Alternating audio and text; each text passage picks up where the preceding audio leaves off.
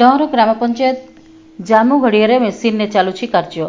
କେନ୍ଦୁଝର ଜିଲ୍ଲା ହାଟଡିହି ବ୍ଲକ ରାଜ୍ୟ ସରକାରଙ୍କ ଗରିବ ଲୋକଙ୍କୁ କର୍ମ ନିଯୁକ୍ତି ଯୋଜନାରେ ଲକ୍ଷ ଟଙ୍କା ନେଇ ରାଜ୍ୟ ସରକାରଙ୍କ ପକ୍ଷରୁ ମହାତ୍ମା ଗାନ୍ଧୀ ନିଶ୍ଚିତ କର୍ମ ନିଯୁକ୍ତି ଯୋଜନାରେ ବର୍ଷକୁ 180 ଦିନର କାମ ଯୋଗାଇବା ଲକ୍ଷ୍ୟ ନେଇଥିବା ବେଳେ ଏହାର ନିୟମକୁ ଉଲ୍ଲଂଘନ କରି ଓ ବେଖାତିର କରି ଡଅଁର ପଞ୍ଚାୟତର ଡଅଁର ଗ୍ରାମର ଜାମୁଗଡ଼ିଆକୁ ମେସିନ ଓ ଟ୍ରାକ୍ଟର ସାହାଯ୍ୟରେ ବିନା ଫଳକରେ ପୋଖରୀ ଖନନ କରାଯାଉଥିବାର ଦେଖିବାକୁ ମିଳିଛି।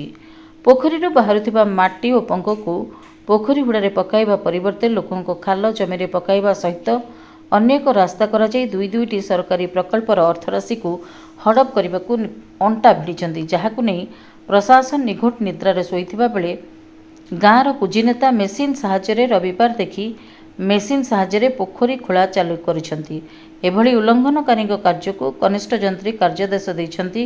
ଏହା ଉପରେ ପ୍ରଶ୍ନବାଚୀ ସୃଷ୍ଟି କରୁଛି।